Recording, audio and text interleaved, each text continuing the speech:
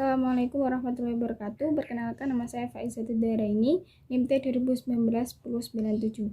Di sini saya akan membahas tentang peran teknologi pendidikan dalam memfasilitasi belajar dan meningkatkan kinerja. Nah, terkait dari memfasilitasi belajar, ada beberapa teori yang dapat dikaitkan dengan teknologi pendidikan. Yang pertama yaitu behaviorisme. Jadi, behaviorisme itu suatu pandangan yang mengatakan bahwa perilaku itu harus dijelaskan melalui pengalaman yang dapat diamati, bukan dengan proses mental. Jadi, perilaku di sini itu sesuatu yang dilakukan yang dapat dilihat dan disaksikan secara langsung. Misalkan seorang anak merekam suara dalam mengerjakan tugas untuk media audio, memasang poster untuk media visual, dan menyunting gedung sekolah untuk media video adalah suatu bentuk perilaku yang dapat diamati. Nah, seperti itu. Kemudian definisi belajar menurut behaviorisme. Jadi behaviorisme itu berpendapat bahwa belajar itu merupakan suatu perubahan perilaku sebagai akibat dari interaksi antara stimulus dan respon. Jadi definisi di sini itu menekankan pada perubahan perilaku yang dapat diamati dari hasil hubungan timbal balik antara pendidik sebagai pemberi stimulus dan peserta didik sebagai perespon tindakan stimulus yang diberikan.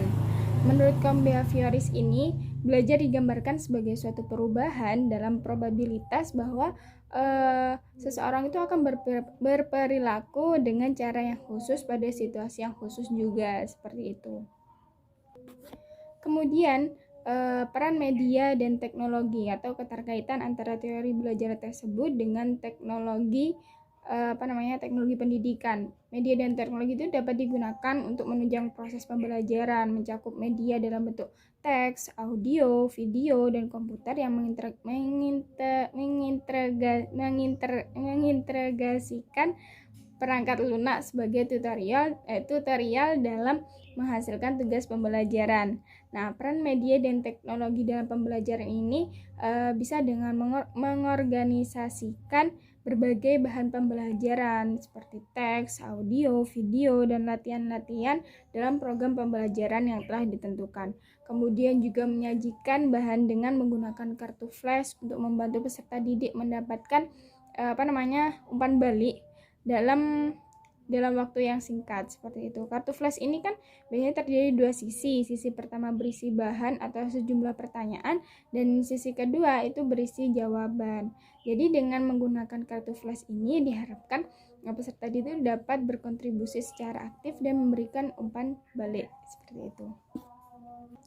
Kemudian juga menurut teori behaviorisme ini, keterkaitan antara teori belajar ini dengan teknologi pendidikan yaitu dapat menyelesaikan tugas atau latihan dengan menggunakan program pembelajaran berbentuk komputer, soal-soal yang dihimpun dalam suatu perangkat lunak atau software yang didesain untuk diselesaikan hanya dengan mengetik tombol A, B, C, atau D dengan menggunakan mouse. Setelah soal semuanya itu sudah dijawab, skor secara otomatis itu akan keluar dengan sendirinya, dan jika terjadi banyak kesalahan, peserta didik itu dapat memeriksa kembali dengan jawaban yang benar dengan hanya mengetik tombol yang dibutuhkan, seperti itu. Kemudian juga peserta didik itu dapat belajar mandiri dengan menggunakan kekuatan komputer. Di dalam komputer kan disediakan bahan-bahan sederhana, latihan, terus juga elemen yang dipraktikkan yang dapat ditambahkan pada program lain berupa tutorial, simulasi, program untuk penyelesaian masalah, sehingga peserta didik itu dapat diajarkan secara mandiri, seperti itu. Kemudian teori yang kedua yaitu dari perspektif kognitif. Nah, menurut perspektif kognitif ini, belajar itu merupakan suatu hal yang tidak hanya dapat diamati melalui perubahan perilaku saja, akan tetapi juga perubahan struktur mental internal seseorang yang memberikan kapasitas padanya untuk menunjukkan perubahan perilaku. Nah, struktur mental yang dimaksud ini mencakup pengetahuan, kemudian keyakinan, keterampilan, harapan, dan mekanisme lain-lain yang ada di dalam otak, seperti itu. Kemudian proses belajar menurut perspektif kognitif. Jadi perspektif kognitif ini memandang bahwa proses belajar ini sebagai sesuatu bentuk pengaktifan memori. Memori itu dipandang bukan hanya sekedar menerima informasi saja, akan tetapi juga mensintesis, kemudian juga mengorganisasi dan mengintegrasikan suatu teori medan dengan pengetahuan yang telah tersimpan di dalam memori. Kenapa? Agar menjadi skema atau kebiasaan. Nah, kemudian proses belajar dalam perspektif kognitif ini melibatkan 3 proses: perhatian, kemudian pengkodean, dan juga pemanggilan kembali informasi atau teori proses kognisi, biasanya dikenal dengan teori proses kognisi gitu. Kemudian perhatian atau dalam bahasa Inggris kita biasa menyebutnya dengan attention, merujuk pada proses pengambilan informasi dari lingkungan dan mengabaikan informasi yang lain. Artinya memfokuskan diri pada suatu sumber informasi saja gitu. Kemudian kalau pengkodean atau encoding ini adalah suatu proses penerjemahan informasi ke dalam bentuk yang dapat berarti dan dapat diingat kembali, atau membuat simbol-simbol tertentu, misalnya R, atau membuat kata-kata tertentu yang bisa dihafal dengan mudah, misalnya memfasilitasi atau meningkatkan kinerja dan lain sebagainya, seperti itu.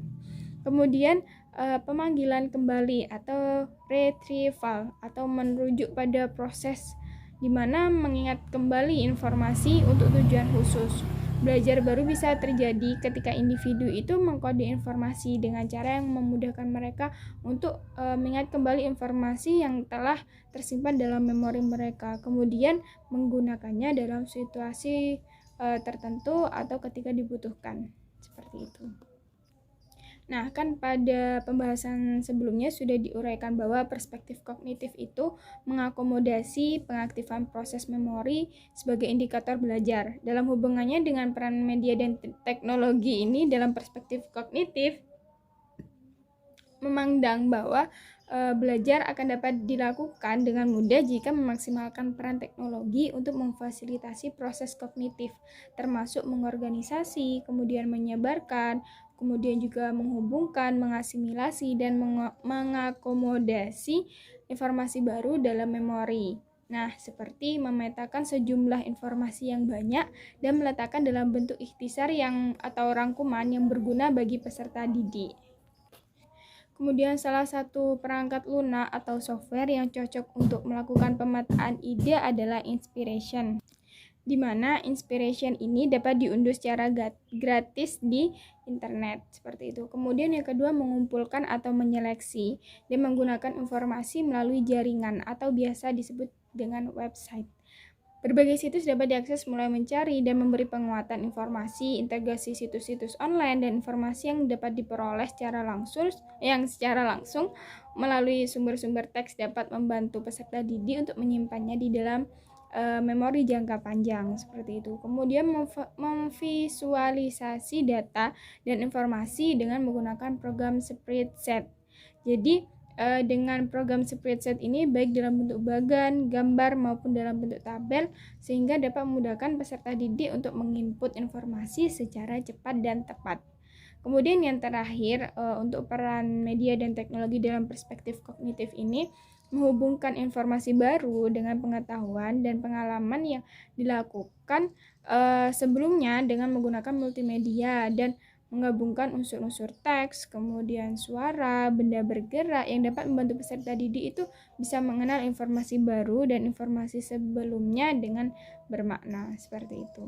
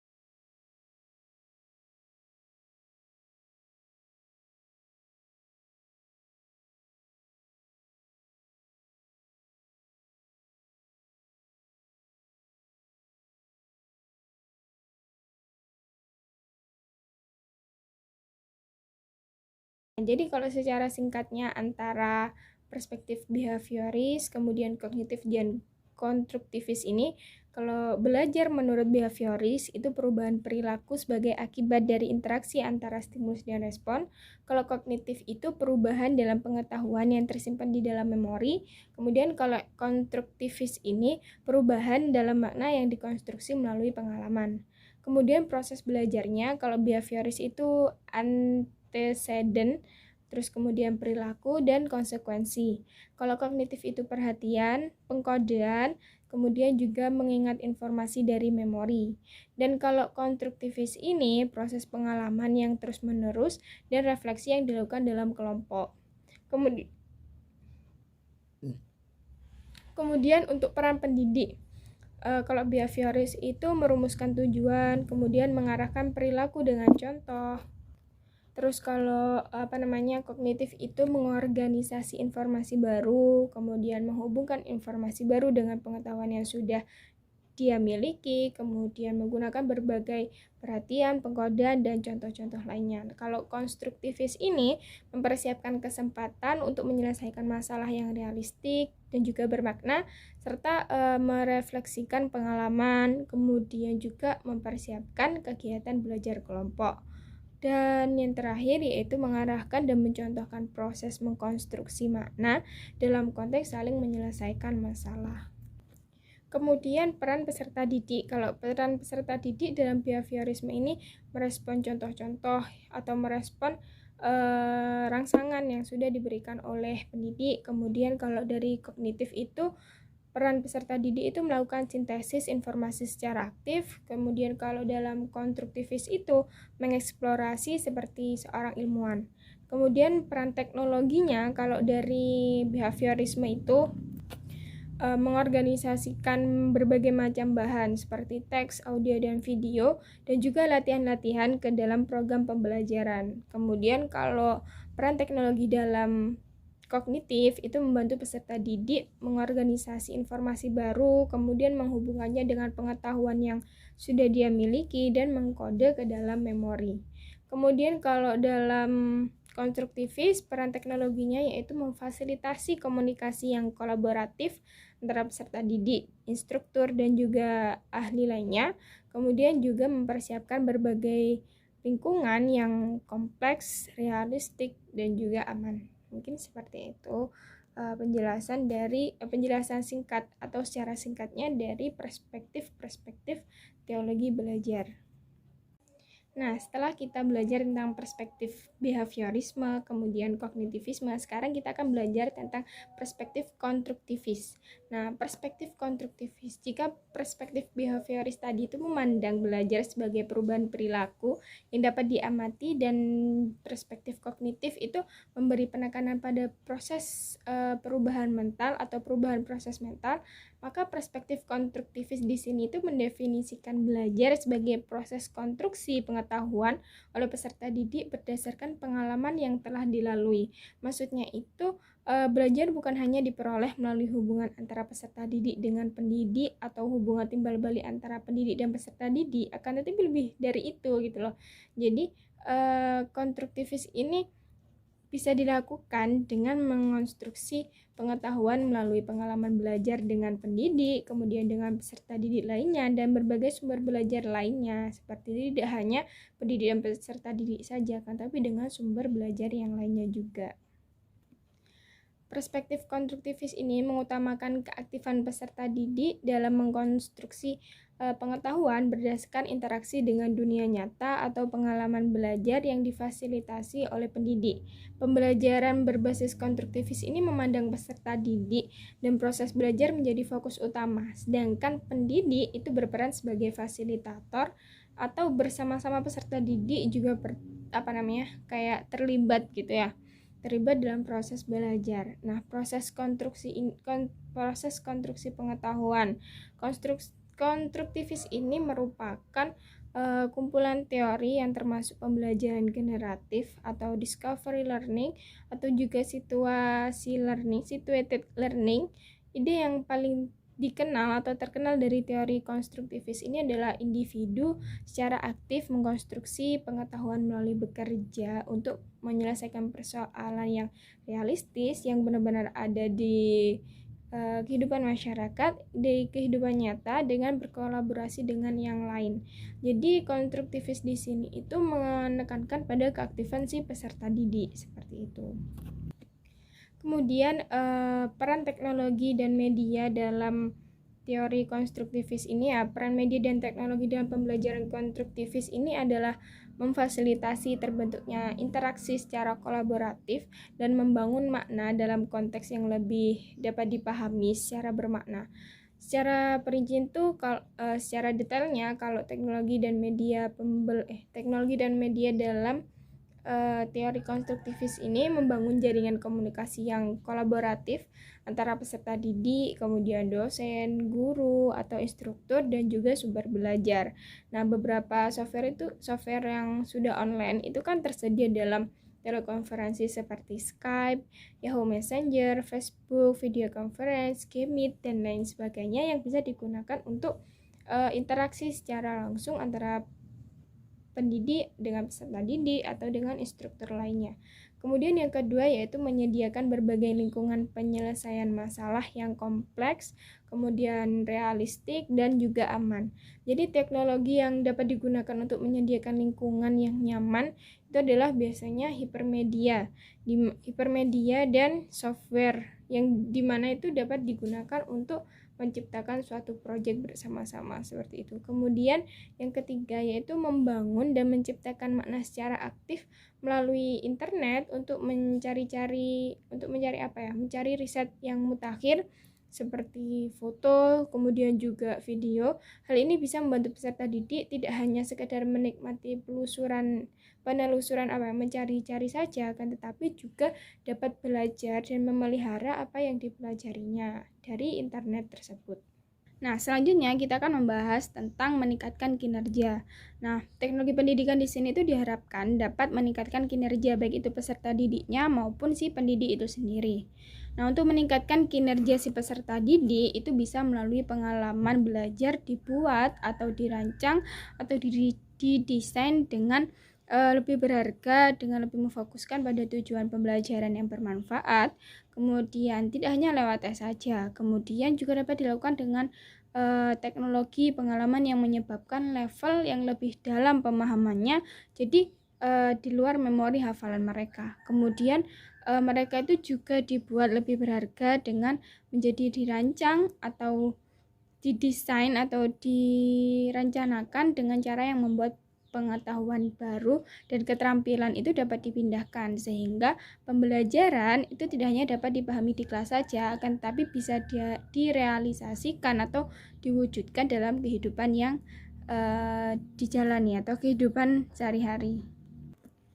Kemudian teknologi pendidikan itu juga dapat meningkatkan kinerja atau produktivitas kerja untuk guru dan desainer dengan mengurangi waktu belajar dengan meningkatkan efektivitas pembelajaran. Jadi proses pertama yang digunakan untuk mencapai lebih banyak dan juga belajar yang efektif dan efisien ini menjadi sistem pendekatan desain pembelajaran dan juga pengembangan. Nah, hard teknologi ini telah terbukti mampu mempengaruhi ekonomi dengan memberikan bahan ajar yang murah jarak jauh dan melakukan opsi rutin seperti pencatatan lebih murah dan lebih andal dari operator manusia, terutama dalam hal organisasi.